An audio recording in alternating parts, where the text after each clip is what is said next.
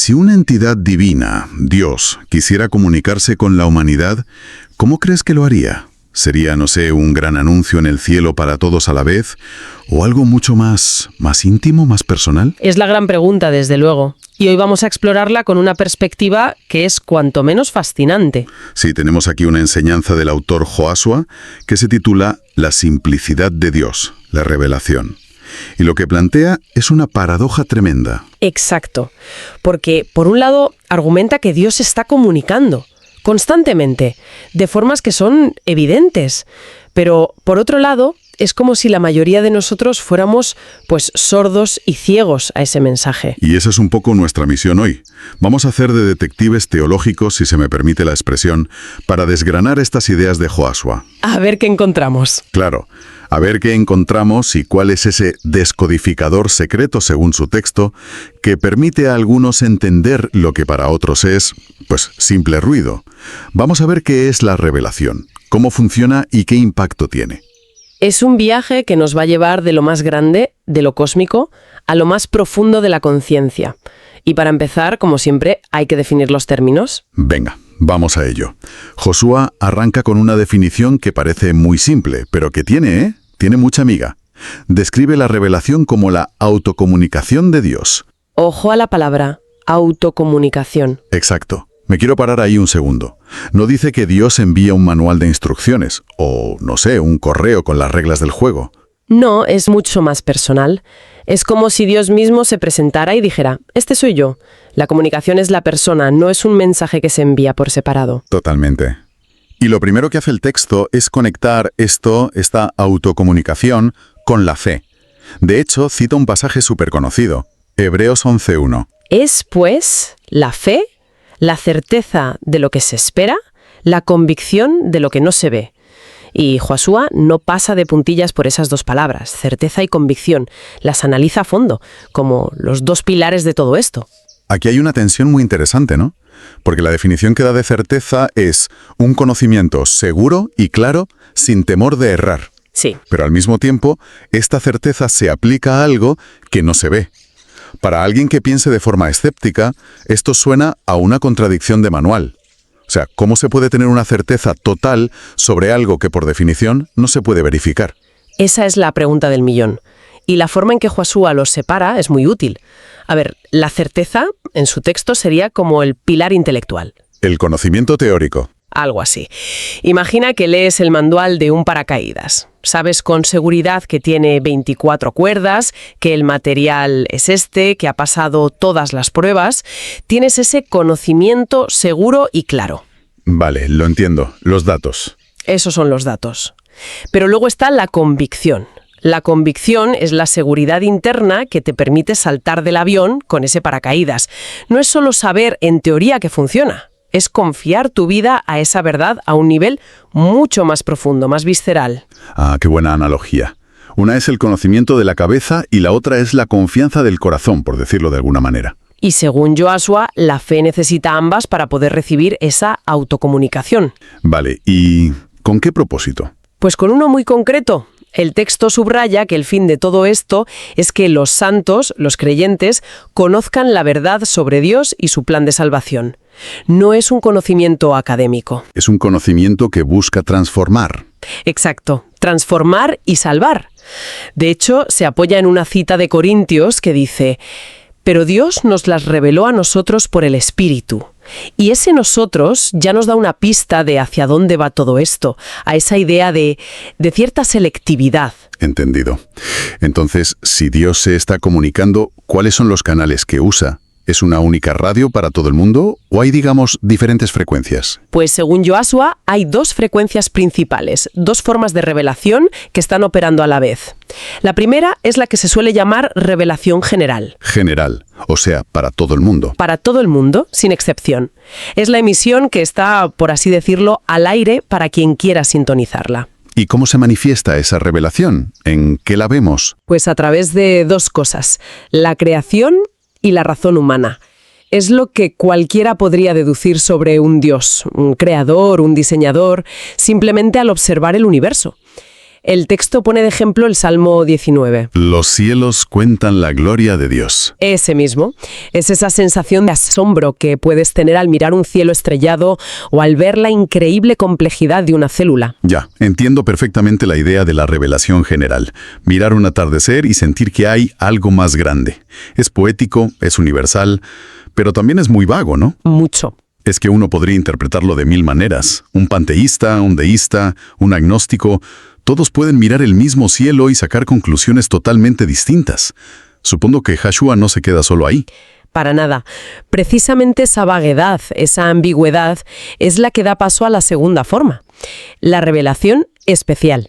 Aquí cambiamos de canal. Cambiamos de canal por completo. Ya no es una manifestación indirecta a través de la naturaleza, sino una comunicación mucho más directa, mucho más específica. A través de la historia, con palabras y acciones concretas. Eso es, dirigidas a personas o pueblos específicos. Y esto sí que cambia las reglas del juego.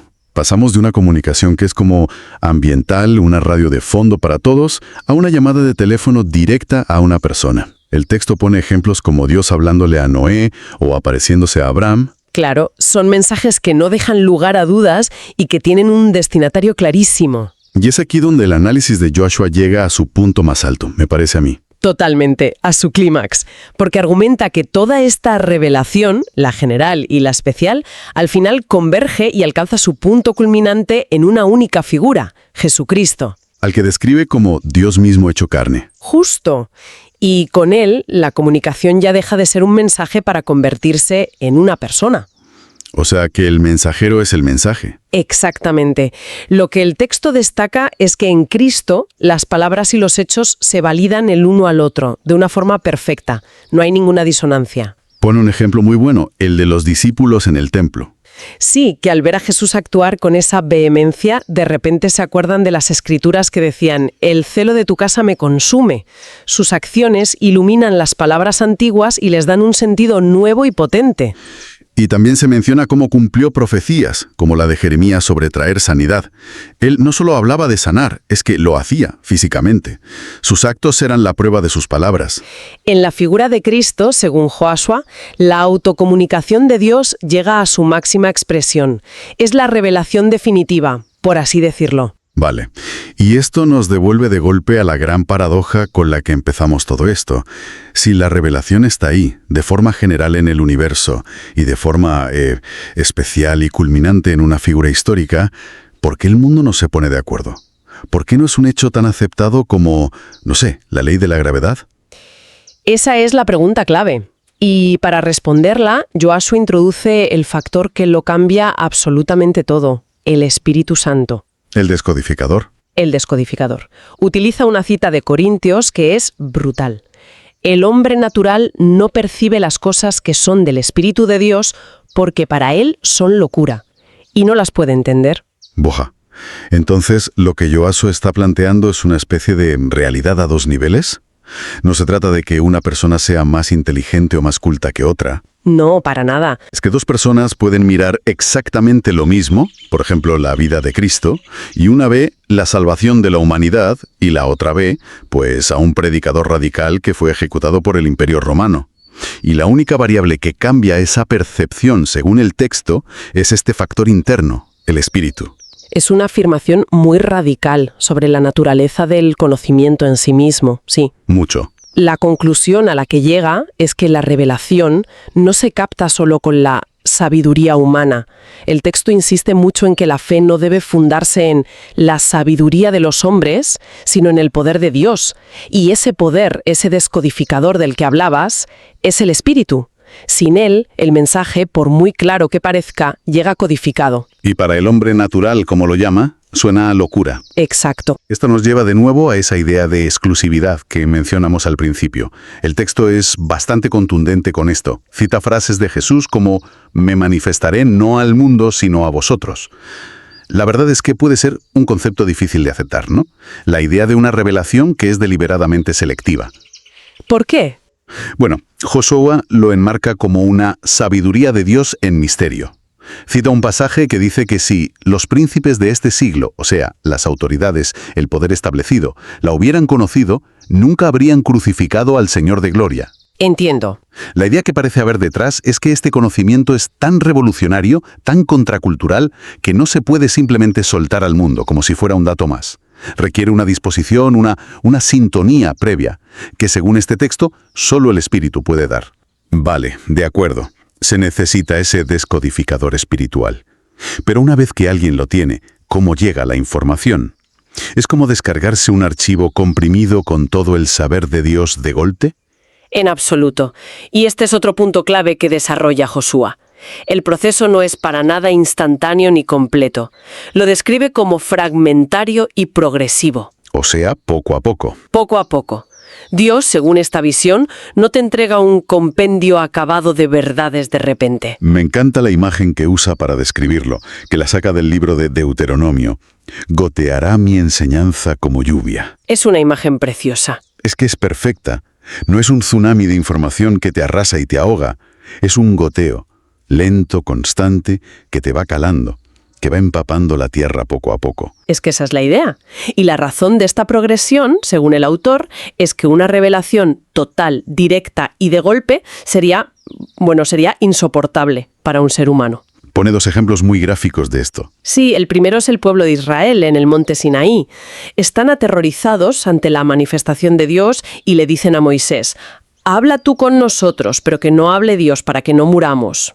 Es como intentar mirar al sol fijamente, te quemarías. ¿Y el otro ejemplo es Saulo de Tarso, camino a Damasco? Claro, recibe una revelación directa y es tan potente, tan abrumadora, que lo deja ciego 3 días. La propia experiencia física demuestra que la revelación tiene que dosificarse, tiene que adaptarse a la capacidad del que la recibe. Es como un proceso pedagógico. Exacto. Dios va revelando su plan a medida que la persona puede asimilarlo sin quedar destruida en el proceso. Y este goteo lento, progresivo, ¿cuál es su objetivo final? Porque no parece que sea un mero ejercicio intelectual para acumular datos de teología. No, ¿qué va? El texto es muy claro. La revelación interpela al hombre entero, no solo a la inteligencia. Es una experiencia que te transforma de arriba a abajo. Primero, dices que guía la voluntad. Sí, te da un propósito. Se cita el caso de Ezequiel, a quien Dios le da un mensaje para un pueblo que seguramente no le va a hacer ni caso. La revelación no le garantiza el éxito, pero le da una dirección, un camino claro. Pero el impacto más profundo, por lo que veo en el texto, parece estar en la propia identidad. Hay una cita de Corintios que me parece potentísima. Dice: «Ya habéis sido lavados, ya habéis sido santificados, ya habéis sido justificados». Es que es clave. Usa el pasado. No dice «estáis en proceso de serlo», sino «ya lo sois». La revelación no solo te informa, te rehace, te da una nueva identidad. Ese es el resultado final de todo el proceso. El creyente se convierte, y estas son palabras del texto, en un depósito del Espíritu de Cristo. Se pone el ejemplo de Pablo. Claro, el apóstol Pablo, que llega a afirmar que después de su revelación, él ya no vive, sino que es Cristo quien vive en él. El conocimiento se vuelve directo, interno. Ya no depende de la sabiduría del mundo, porque el propio descodificador ahora vive dentro de la persona. Entonces, si recapitulamos un poco el viaje que nos ha descrito Joshua para resolver la paradoja del principio, el argumento sería algo así. Dios se comunica constantemente de forma general a través de la creación. Eso es, pero esa comunicación es ambigua, así que también se revela de forma especial, directa, a lo largo de la historia, y todo culmina en la persona de Cristo. Sin embargo, para entender de verdad esa revelación definitiva, es indispensable la intervención del Espíritu Santo, que actúa como un descodificador personal. Sin él, el mensaje es incomprensible. Y una vez que estás sintonizado, ese mensaje no llega de golpe, sino de forma progresiva, como una lluvia fina, para no abrumar a la persona. Y el resultado de todo ese proceso no es solo acumular información, sino una transformación completa de la identidad. La persona que recibe el mensaje se convierte ella misma en portadora de ese mensaje. Exactamente. Es un camino que va de la autocomunicación de Dios a la completa transformación del ser humano y demuestra, según el autor, esa simplicidad de Dios, su capacidad de comunicarse directamente con aquellos a los que Él ha seleccionado. Para cerrar, quiero dejar sobre la mesa una idea para la reflexión, que sale de un pasaje que el propio Josué cita. Es de Hechos capítulo 9, y describe la experiencia de los hombres que iban con Saulo cuando tuvo su visión camino a Damasco. El texto dice que se quedaron atónitos, oyendo a la verdad la voz, mas sin ver a nadie. Uf, es una escena fascinante. Están físicamente en el mismo sitio, en medio del mismo evento sobrenatural, pero su experiencia es radicalmente distinta a la de Saulo. Precisamente. Y la pregunta que a mí me deja esto es, ¿qué implica que se pueda percibir el sonido de una comunicación divina sin llegar a comprender el mensaje o sin ver a quien lo emite? Si la revelación es tan personal y necesita del espíritu, como hemos visto, ¿dónde traza esta enseñanza la línea entre simplemente oír el ruido de fondo y recibir de verdad el mensaje? ¿Qué diferencia a Saulo de sus compañeros? Es una pregunta que da para mucho. Pues sí, es una pregunta que nos deja pensando sobre la naturaleza misma de la percepción, de la fe y de lo que significa de verdad escuchar.